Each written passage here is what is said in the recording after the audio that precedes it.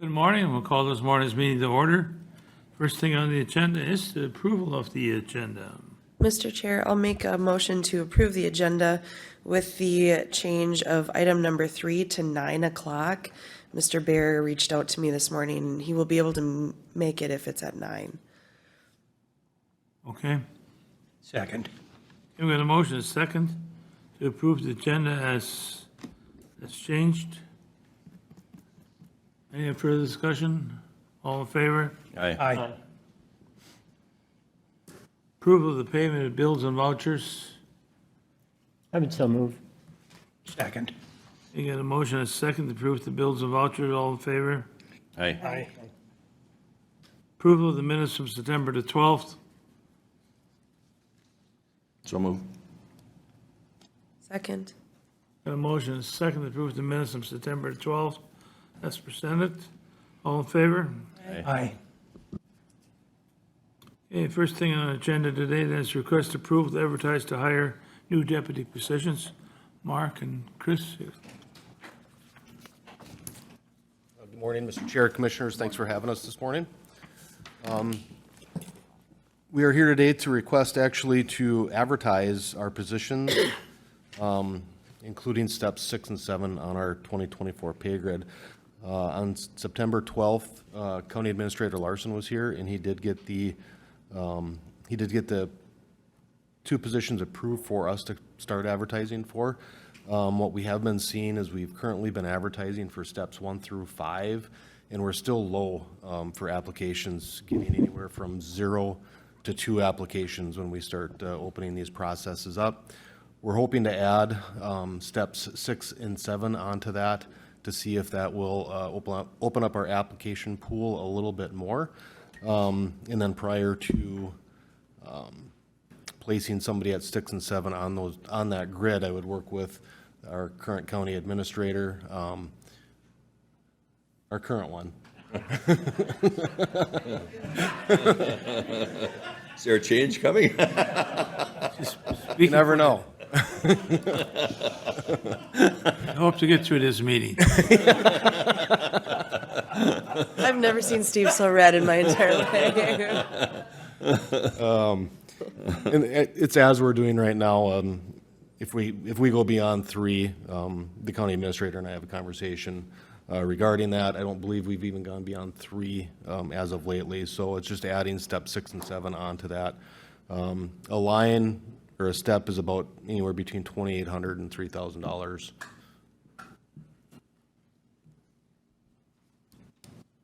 Any questions? I'm assuming this went through PIC, right? Is that, Yes. Yep. Yeah, we were at PIC on the 18th of September.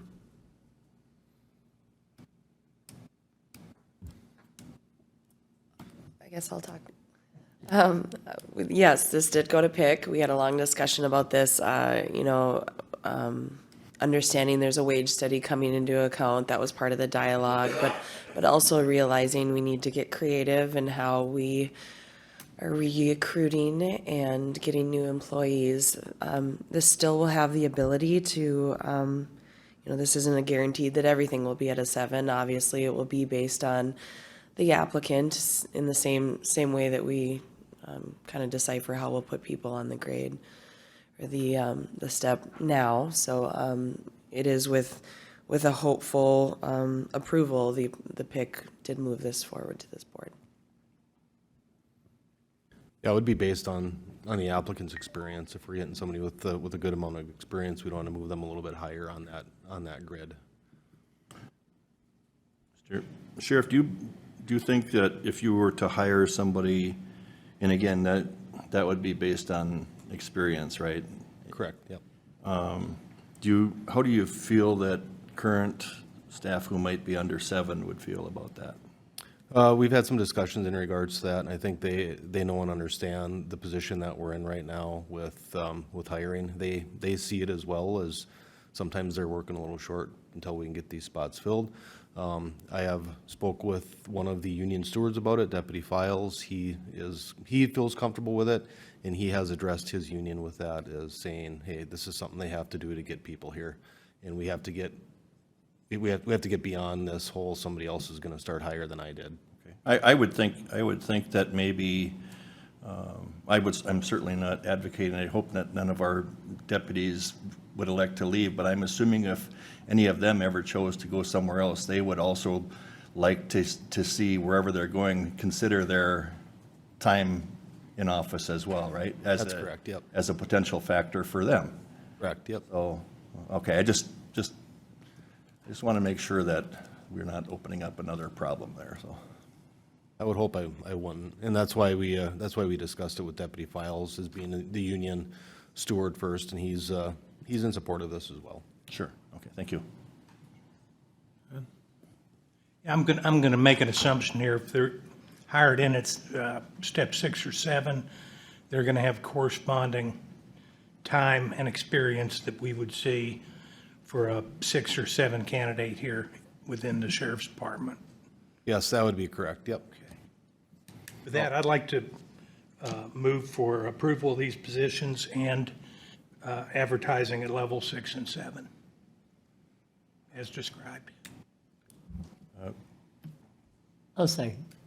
Okay, so just a clarification, so that motion then would also mean that they would, that I believe that we had planned on the first year of those 2 new positions to come out of the public safety dollars, is that correct? So is that included in your I motion? would include that in the motion. Thank you. Fine. Thank you. Okay, got a motion and a second. Can I, Go ahead with the hiring. Any further discussion? I just want to clarify, I think the motion was that we'd advertise 6 and 7, but I think it needs to be 1 through 7. 1 through 1 7. through 7. Thank you. Yep. Okay. Very good. All right. Any further discussion? All in favor? Aye. Aye. Okay, All right, thank you. good luck. Okay, Rhonda, we're gonna take you next here. We're gonna request approval to replace an eligibility worker in the financial services.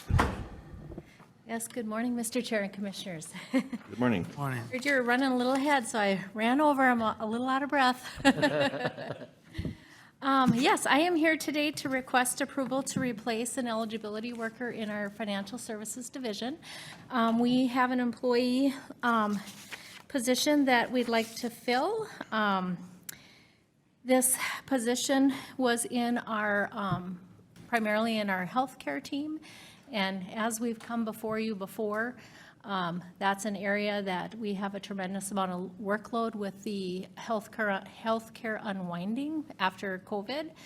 And so this is a position we really need to refill, and we just do not feel that we could reassign those workload duties onto our existing staff. This is a budgeted position this year as well as ongoing, and so I'm simply requesting to fill the position. Any questions for Rhonda? Makes sense. So I'd move we approved to replace the eligibility worker position in the financial services division and approve backfill for the interim, or internal appointment. Second. Motion second. All in favor? Aye. Aye. Aye. Okay, Thank you. now you can run back. Mr. Run Chair? back. Yes, hold it. Before Rhonda leaves, can I just ask a question in a related matter? Anyway, I look at it as a potentially related matter in item number 7 on our agenda, and that's a social worker in public health. Did that go through PIC, and are you aware of that? I believe it did go through PIC. Kathy and I did talk about it, Okay. but I wasn't a part of the PIC discussion. Okay, I guess I'm just, okay, I'll raise that with, thank you. Yep. Okay, Lori, approve to hire a full-time deputy auditor for the motor vehicle. Good morning. Morning, Lori. Yeah, I'm just looking to fill a position that became open in motor vehicle, a full-time deputy auditor motor vehicle. Just looking to fill that with backfill if necessary. Was that Marcy's position or is it No, another this is a recent resignation. I will have another retirement in December, so I'll be coming back. Okay, so that'll be the 4th one. Right, so I've had 3 retirements this year, so. Okay, Mr. I move approval with backfill. Second. Okay, we have a motion second. Any discussion? All in favor? Aye. Aye. Go for it. Thank you very much.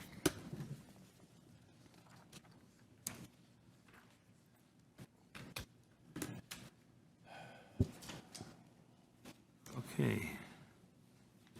I see Kathy's not here. Next to her, Kathy, since she's not here yet. We'll do some reports. Paul, you want to start us out today with your report? I will. Thank you. So last Tuesday evening, we had our Planning Commission meeting. Three things came up.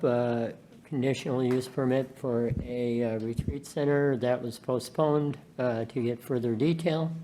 Then on to a conditional use for a ring dike to be done on a property just south side of Glendon, and that was approved. And then we had a interim use request by Farm in the Dale for a fall harvest event, which they held this weekend. Thank you for your work, Matt, on that. You had a lot of things pulled together quick for that group. And there was about 600 people that showed up. So they had 400 on Saturday and 200 on Sunday in the mud. And so even with that, but this is a growing CSA that works with kids with special needs. Anna's a real hustler and is really growing that. So they're going to start working on a plan for their events throughout next year. And Matt, if you want to add anything here. And it may grow into what we might create is a new type of use called agritourism. And we'll see how that works. If that kind of fits for it, maybe we'll add that as a text amendment. Otherwise, right now, it kind of is as a retreat center. But I don't know if you have any other comments about it. I think it went well, but it's big and it's on a, go ahead if you want to make any comments, if you don't mind. I'm sorry. Sure. Thank you, Mr. Chair and Commissioners. We've seen nationally and in the region the really growing popularity in agritourism, and our development code doesn't really address that kind of use. We have a retreat center, which is kind of like a catch-all, but doesn't really fit for some businesses or farms that their primary use of their land is agriculture. And then a secondary use might be agritourism, so these kind of short-term events that might happen throughout the year. And so something that's kind of sprung out of this particular phenomenon that's happening with the Farm in the Dell is the possibility of adding agritourism as a use. And that could be done as we do our code update, could be done sooner and then just plugged into the code when that's ready to go. So, Thank you. Appreciate it. Okay, then following that, the next day we had our monthly meeting for the Historical and Society and Culture Society. And the board meeting was done in a bus, and we went on a tour. And we toured Sabin and went down to Barnesville. And Marcus Kruger, our programming director, enlightened us as we went down Highway 52 and learned a couple things along the way. Actually, an event that took place about a mile from where I grew up. But anyway, the railroad track going from Sabin to Moorhead in 1937, there was a tornado. And that tornado took 12 cars in the air and put it out in the field 150 feet, and only the engine was left standing. And then another one he talked about, we got in Sabin, and the Crowbar is a noted spot in Sabin, and that originally started out as a bank. And in the 1930s, when all the Prohibition and we had rum runners, there was gangsters, and we had a gangster group that lived where the high-rise was. And anyway, Jake Schumacher was the guy in 1931. He went out and robbed the bank. got caught, $2,500. So that was a little more history. And then we got down to Barnesville and went through their city hall historic. We didn't see the inside of the jail, but there's a historic jail there. And that was a big railroad town due to the fact that the Great Northern went north and we had the NP coming across east-west, which all ended up going through Glendon at the time. Anyway, there was a period of time that Barnesville had a roundhouse as well as Dilworth, but over time, Dilworth won out, so we have one. So anyway, interesting things that we picked up on that trip. Really appreciated all the work that Marcus and the group do. And along with that, we had a report from Peter Gunderson Leith. She's been on staff, and Mark Peel is going to be retiring at the end of December, and so we have Petra working closely with Mark, learning his incredible knowledge about the collections down at the Historical Society. So we thank her for her good work and learning from Mark. The next morning was the Fargo-Moorhead EDA. Commissioner Eberger and I both attended that. I'll just make a real comment. Dave, I'll let you talk about the governance structure that was passed and some other things, being you're on the executive board. But they talked about the growth of this town and its corporations and small businesses collectively in many, just a real array of different types of businesses that's growing. And currently, for the work that we have at hand, we're 7,500 jobs short in our community right now. And most of that is in healthcare, food industry, and some in manufacturing. So it was interesting to see that report over the next 4 or 5 years with the growth that's coming into this area. They expect potentially another 3,000 to 5,000 jobs on top of that. So when you see the things going on, it's just really amazing. And it just kudos to the EDA and all the people and the education and the good work ethic, all the things we have going in Cass and Clay County.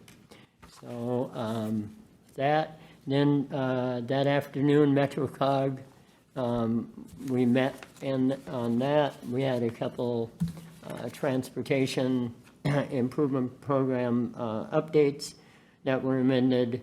There's a revisit, or not ongoing, not a revisit, but ongoing, the analysis to get funding for more analysis and proposals on the Heartland Trail. They completed that trail this year between Frazee and DL, and now they're looking at our stretch through Clay County. So we'll just see how that proceeds. And then we had another quick review of the Fargo-Moorhead Regional Housing Study. And we've all heard that already, but I think what's coming out of that, there's a recommendation that will be coming forward that we take next steps to start with a housing task force for our area to help that meet those needs. And with that concludes my report. Okay, with that, we'll go back to the agenda. Kathy, you want to take your request to adjust the part-time position to full-time? Good morning, Mr. Chair and Commissioners. Sorry I'm late. I didn't realize you were so ahead of schedule, so apologize for my tardiness. My first agenda item is approval to move. It's a case aid position that works in our adult health programs, and that was budgeted as a 0.8 in this year. We were not able to move her into that position because we have so many nurses that were down. We have open positions, and this is a position that would work with the nurses in this program area. So we are hoping to move her now in the last quarter, so somewhere in October when we get her position filled. So this is to move her to a 1.0, just because we weren't budgeted as a 1.0 in '23. She is budgeted in '24 for 1.0 FTE.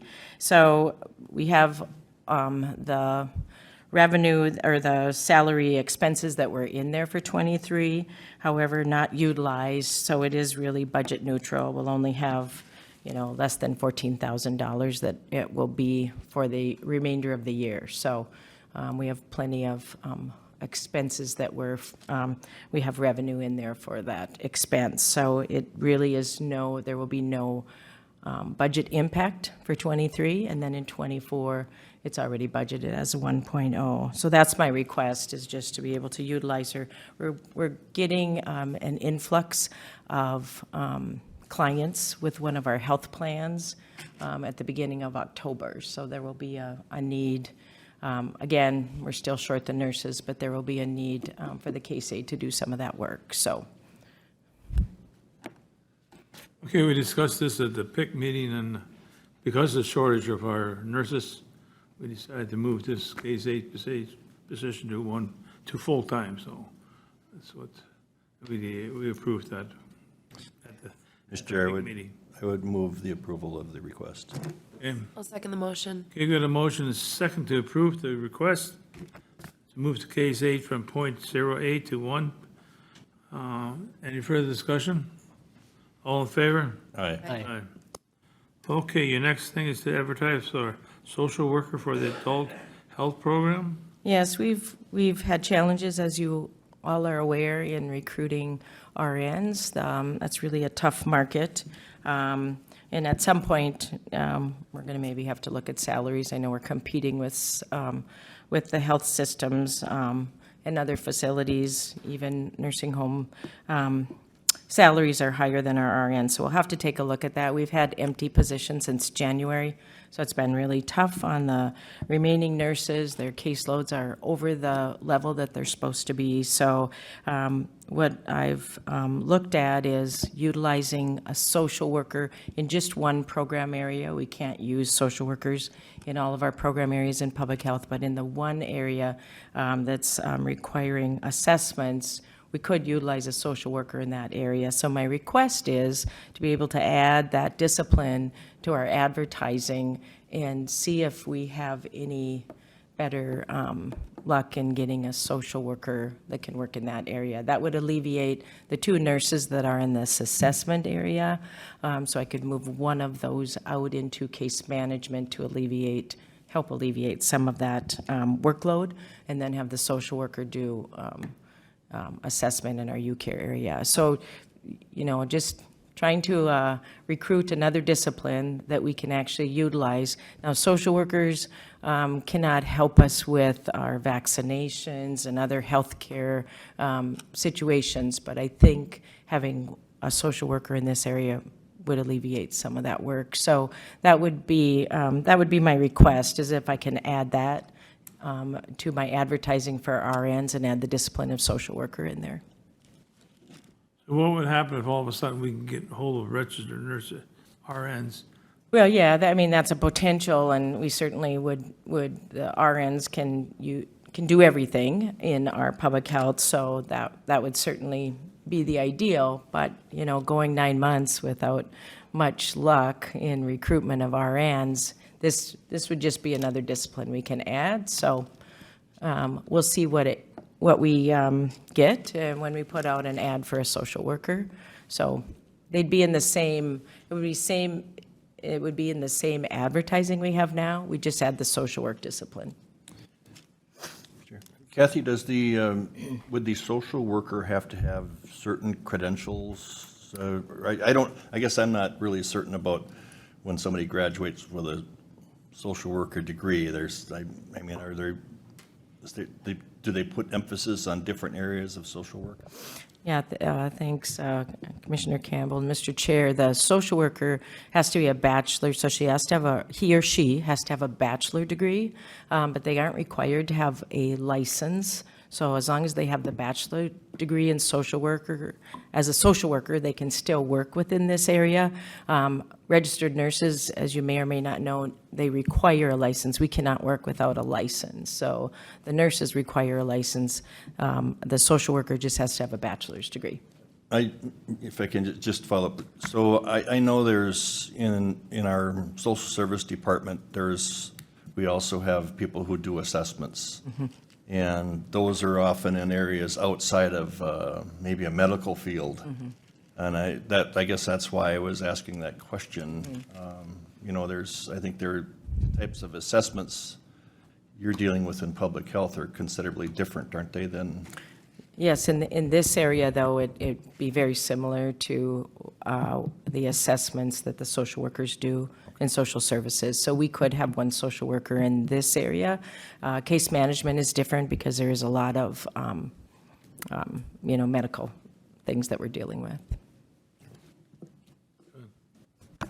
Kathy, this position would be for a social worker, but not a licensed one?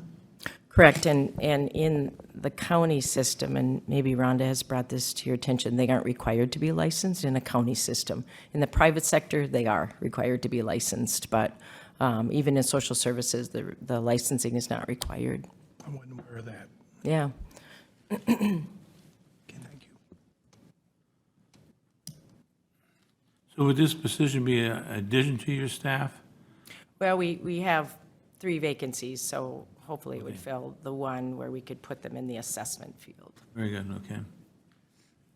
And the need is certainly there, and the place is open, and so I'd move that we approve the addition to a social worker to advertise for the open positions for adult health. Okay. I'll second it, but I do have an additional question. So Kathy, you had mentioned earlier that currently you have 2 different nurses that are doing these assessments? Is that correct? Yes. And if this position was hired strictly to do assessments, that could alleviate one of those other 2 having to do those? Am I understanding correctly? That's correct. Okay. But in terms of the demand for the assessments in public health, does that exceed what one person would do? Yes, thanks for that question, Commissioner Campbell and Mr. Chair. If we can't recruit, that's a good point, then I could hire a second one to alleviate the assessment area. We decided we'd want to start out with one social worker to see how that works, but if we're unable to recruit further RNs, then I may consider hiring a second one. I guess the point I was trying to make in that was that the amount of work involved with assessments is more than 1 FTE. Correct. That is correct. Any further questions? Discussion? Okay, we got a motion and a second. All in favor? Aye.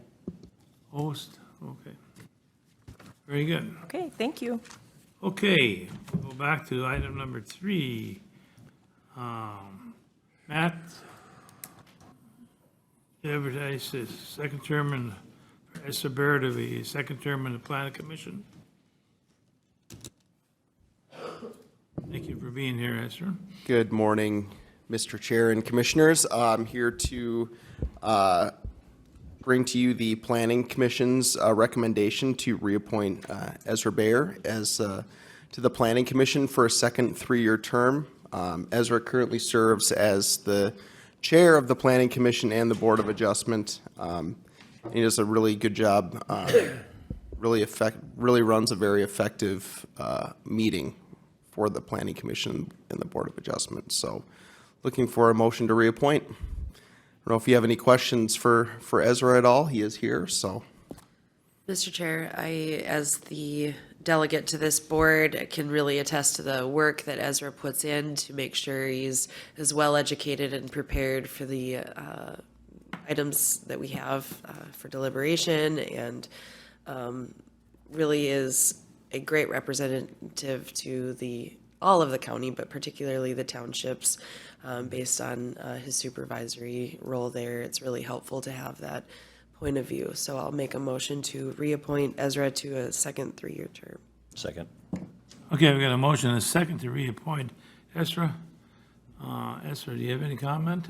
I just want to say good morning, and if I do get reappointed, I plan to continue doing what I do on that board, so hopefully to make Clay County happy with what I'm doing, so. I've attended a few of the meetings too, and I have to agree with Jenny, that you do good work in those planning commission meetings and running them, so. Yeah, Mr. Chair, I was going to say the same thing. I know, not being on the planning commission itself, but I've been on part of the development code update and some of these other things where Ezra's been a key component in a lot of those things because of his expanded knowledge in your short term. Your first 3 years on there, you seem to really have grasped this whole area of the county, and you're a good representative for rural Clay County, which is still, it's very important for us to have on that group. And so I seconded the motion. I fully support him, and I just want to thank you for what you've done to this point, Ezra. Okay, Real quick, if I may. go ahead. Yeah, and thank you, Ezra. And I wanted to just point out at the Planning Commission meeting on Tuesday, the board was unanimous about recommending him for this appointment. Okay. Any further discussion? All in favor? Aye. Aye. Opposed? Okay. Congratulations and thank Thank you you. for your service. Okay, we'll continue reports. Jenny? Thank you, Mr. Chair.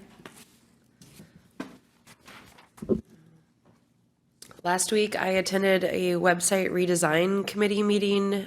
That is a committee that was pulled together, if you recall, a few months ago to look at updating our current website.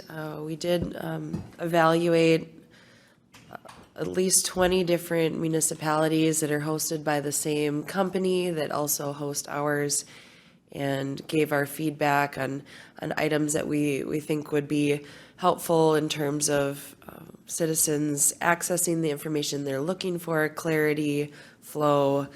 We did send the recommendations of all those components to them, and it will go fairly quickly here in the next 6 months, I believe.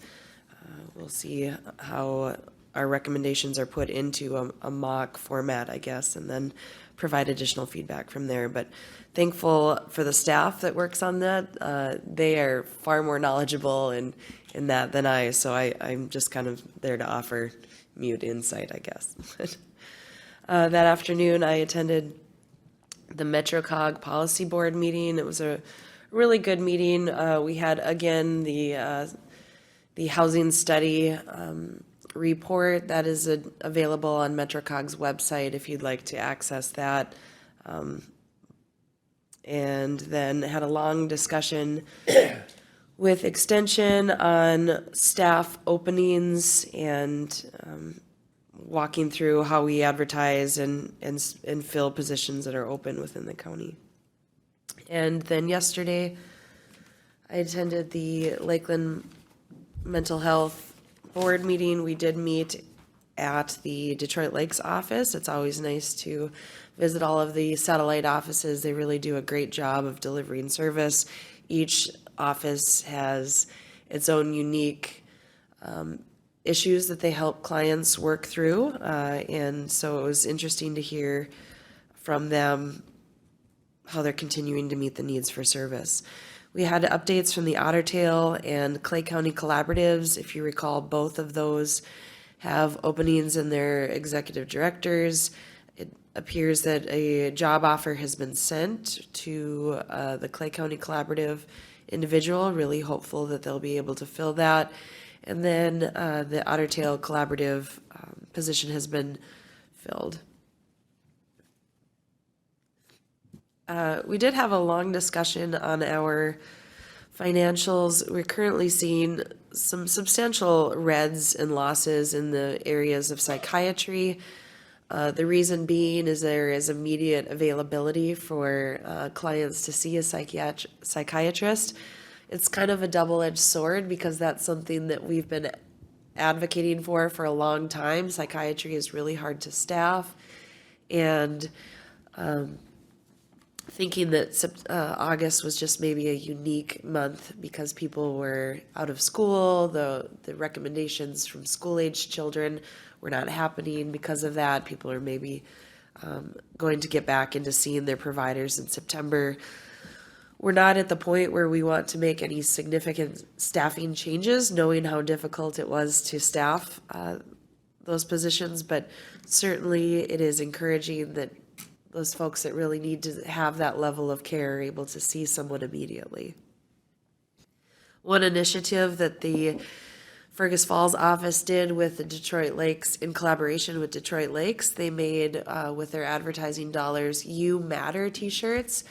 Individual from the Fergus Falls school district committed suicide last year, and a lot of those children were very close to that person. So in making sure that they're on a united front for the therapy care that's available, they made t-shirts for the soccer team. So both soccer teams wore those and were able to represent that powerful message of You Matter there. And they are working with embedding the mental health practitioner in the Sanford ambulance unit. They have staffed that. They're in the process of doing the critical care training. It sounds as though they're going to staff it with 2, knowing that the need is so great there. So that will office at Sanford, go out on those individual calls, knowing that we've had some difficulty with the mobile crisis unit. This is separate from that, but it still meets that level of care. And I believe that concludes my reports, Mr. Chair. Okay. I just want to pause for a minute here for our next report. I don't know if we've ever hit this one before, but Kevin, would you give us your report? Mr. Chair, I have nothing to report. Make a note of that, sir. Okay, we'll move on to Dave. Thank you, Mr. Chair. If I have a moment to get over my shock. On the 19th, I virtually attended the 403 Technical Working Group for the Emergency Communication Network with the state. We've been working at revising Minnesota law that controls emergency communication network.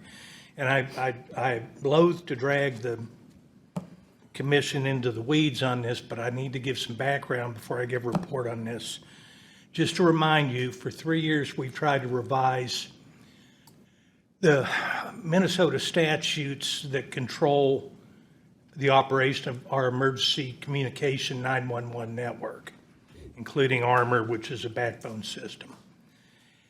We have been unable to get this legislation through, even though appropriate legislation has been written up. It's not gotten out of committee.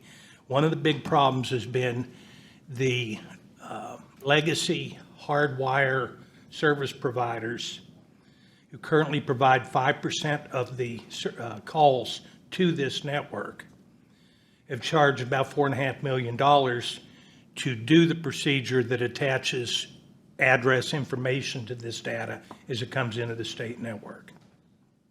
Times have changed, and they used to control about 90% of the calls. Now they control about 5% of them. The state pays $5 million a year to an independent company to attach this data to calls that come in from cell phones and from VoIP over the internet. We're still paying $4.5 million for the 5% that come in off the hardwire.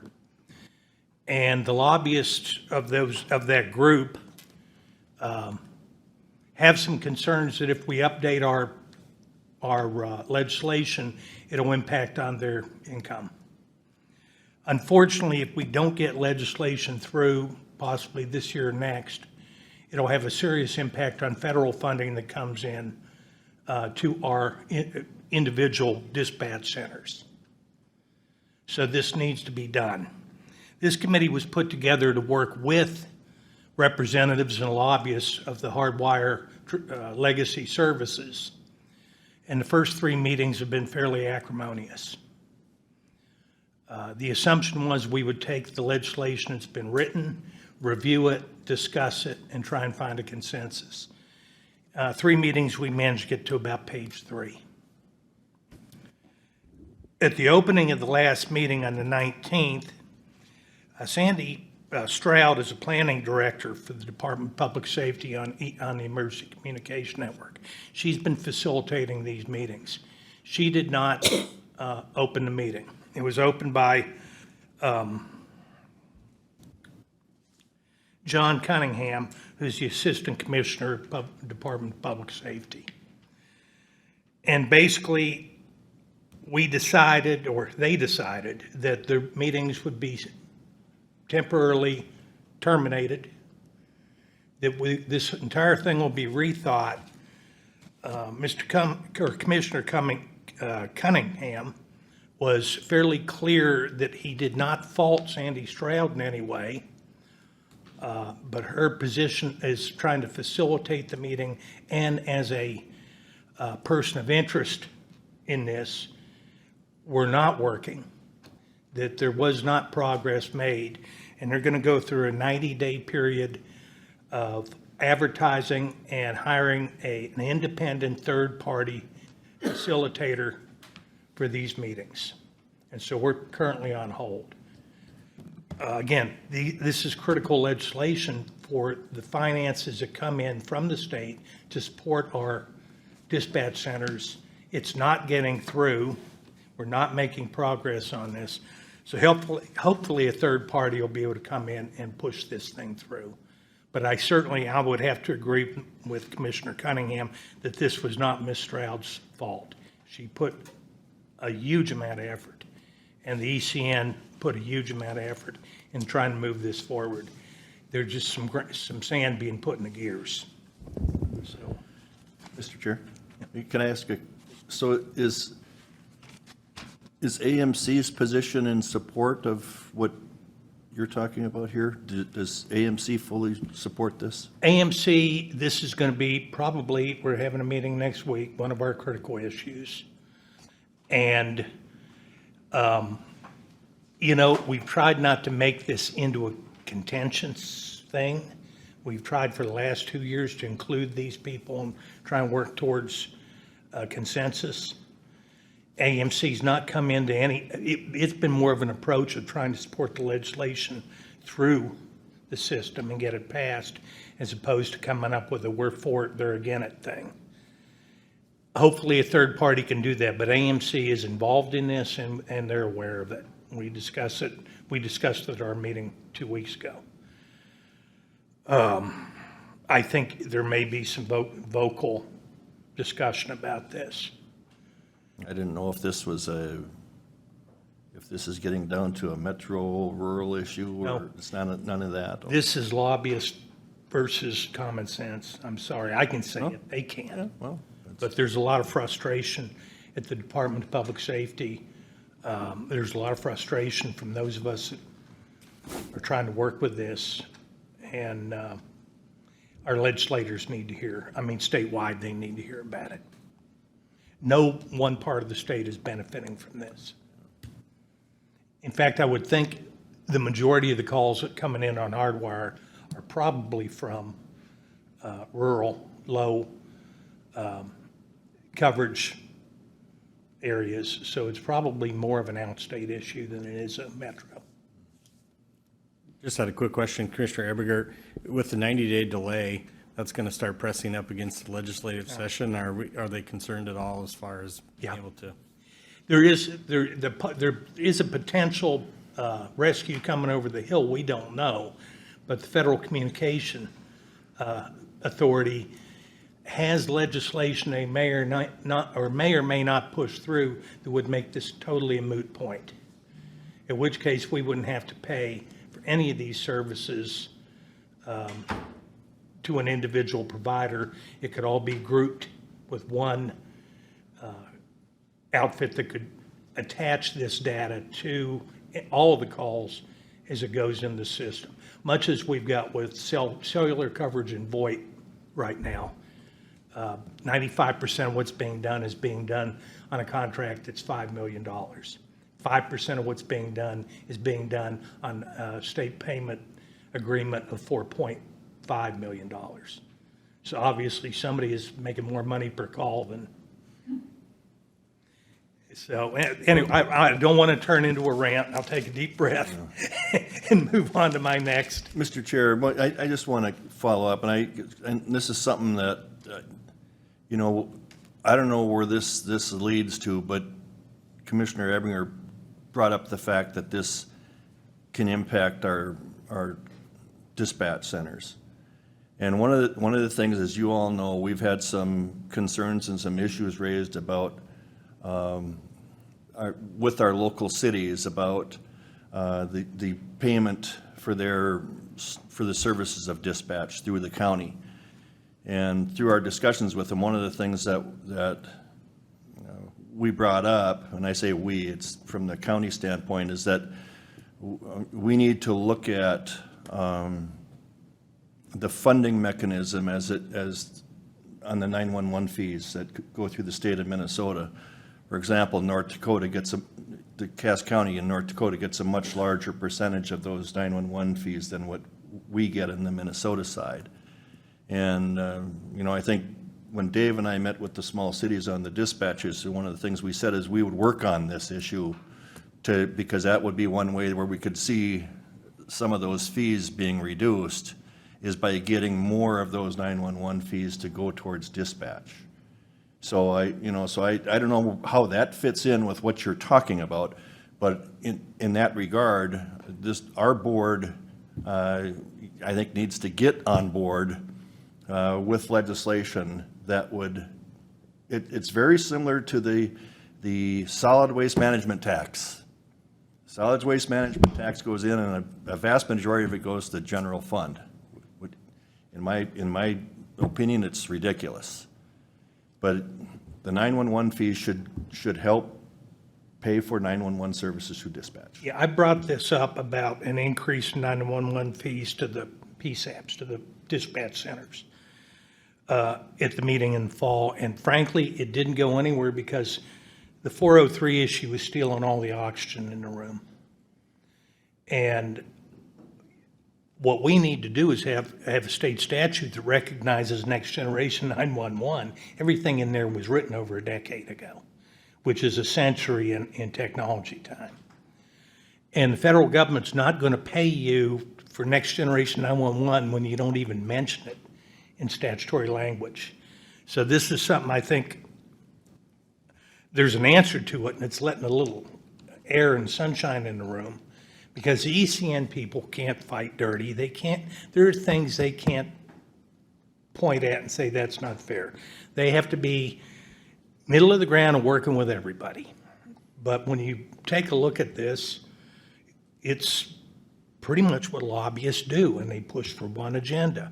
And the legislature's has not let this move forward, because they either believe what the lobbyists are telling them or they don't care.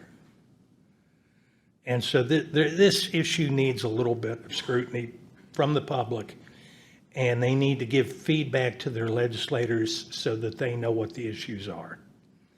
And I'm certainly going to be doing that with our legislators. This is not a metro outstate issue. It's simply good stewardship of funds issue. And we're spending a lot more money than we should on services that should be provided at a much better cost. That's why I don't understand why AMC isn't getting more involved with supporting what you're talking about. And there are other issues that the Public Safety Committee was distracted by this time around. But this is one, and we did discuss it, and we'll continue to discuss it. And come this legislature, I think that it's going to be part of AMC's moving forward. We don't know if if legislation's even going to be presented, because if federal legislation's going to happen, or we can't get this thing moved forward in time for the legislature, it's going to be an issue where it's pushed off another year. We just hope it doesn't cost us money. Anything else on this? I'll plunge forward. Sorry to delay everything. But No, this is, I appreciate the discussion. Find my notes here.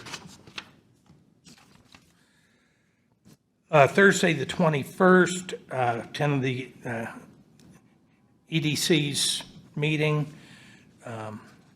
Commissioner Krabanoff described a lot of what happened. Just to touch real quick on the governance issues, this is going to be redesigning the EDC's governance, and there will not be an executive committee.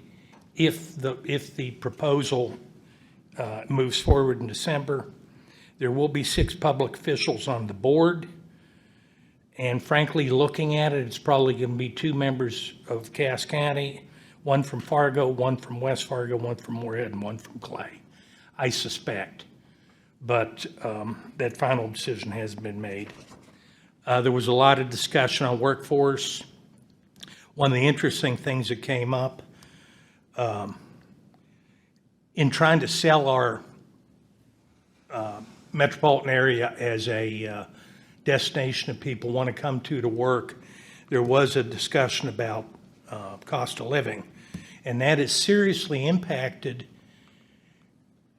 to make it look more positive, by the fact that specials are not included in the cost of housing when you determine cost of living in our area.